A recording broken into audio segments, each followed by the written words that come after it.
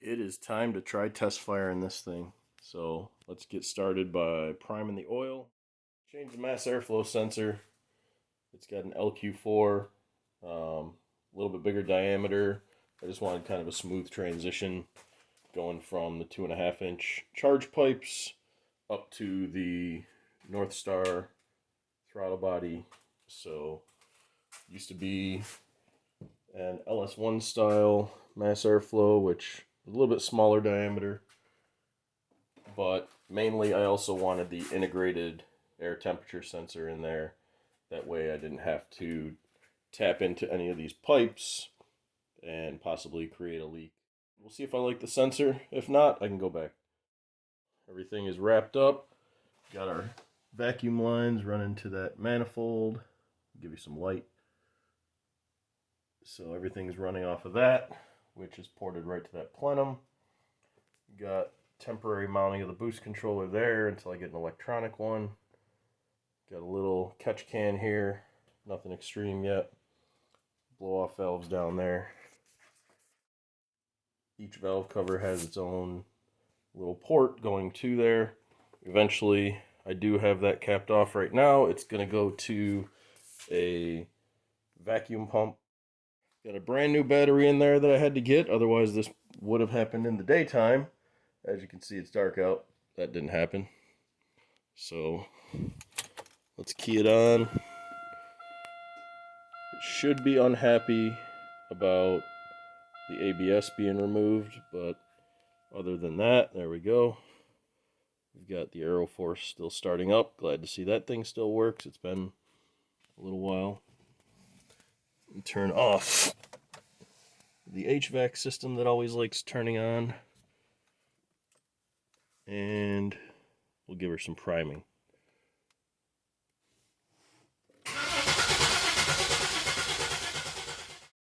Battery sounds good. Got a good old Walmart EverStart. Had the same exact thing in there. About 6 years old, so it was time for a refresh. Looking for any leaks. Not smelling any fuel. That's good. Let's do one more of those. I think we're ready to go. Go ahead and put the fuse back in for the old PRJ Racetronics fuel pump rewire. Clip that back into its cover. And connect the ignition harness. This will be a little difficult to get at. Basically, if you ever want to reprime your system or just get it to turn over, you can unplug this harness. It's usually right behind injector number 1 here, and it's just going all the way down to the bottom of the coil packs and giving all the information from the cam and crank sensors and the coil packs over to the PCM. While I did try doing a lot of cleanup, as you saw in a lot of my other videos, turbo cars can get kind of complicated. Now we're all plugged in down there. Can't really see it. Let me turn the light on. There we go. Ignition harness is plugged in. Let's key it on. I've cycled the fuel pump a couple times now, so the rail should be good to go. We'll let this kick on. I set it to watch the fuel trims and the wideband, just so I know what it's doing. I'll plug in and scan it later. Let's give it a try.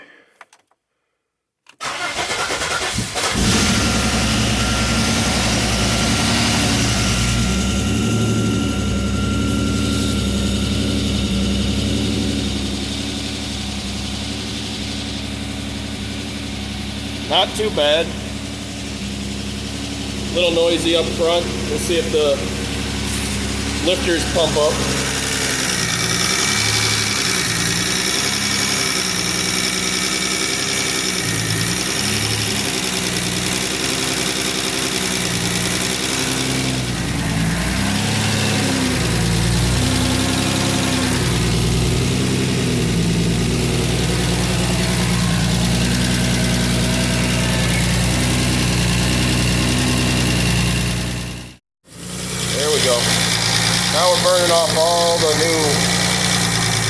and oil. Got a fire extinguisher up there if I need it.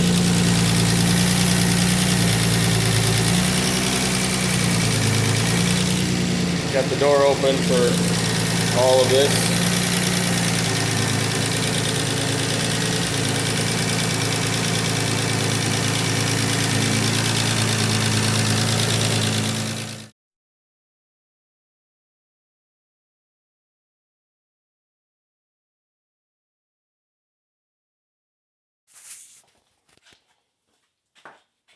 All right. Now I've got it set down at 80. Wanted a bunch of fuel took out, so I did.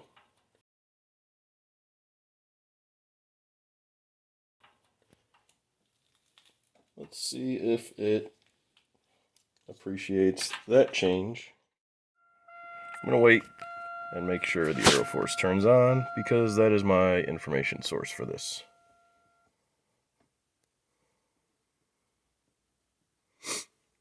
Come on, buddy. There we go.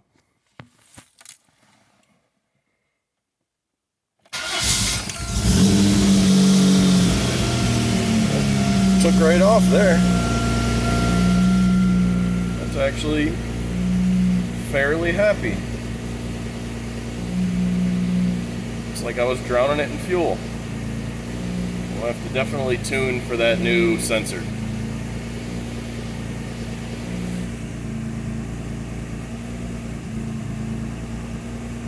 Turn some light on here so you can see the RPM. We're holding just above 1,000. Still a little rich, but it's kind of in the adjustable range now. It still wants a little more taken out.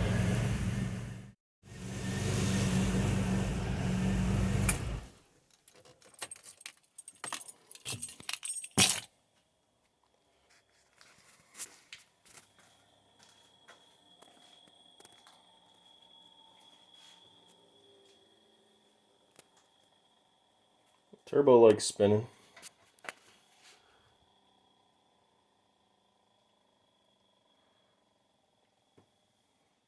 Well, I would call that a success.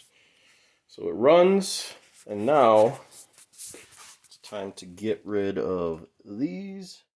What's in that box right there?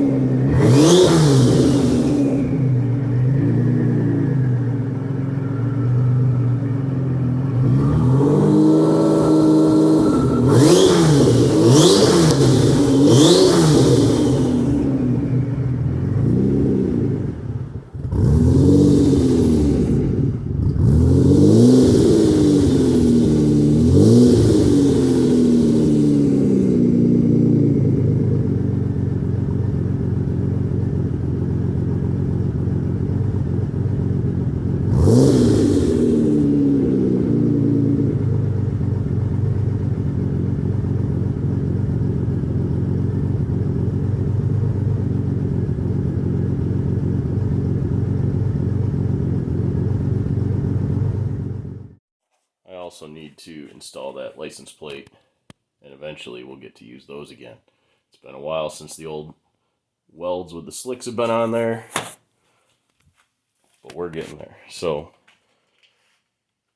thanks for checking this out, and let me know if you want to see anything as we get going. I will record a lot of stuff, but I don't post too often because I like to keep it fairly simple.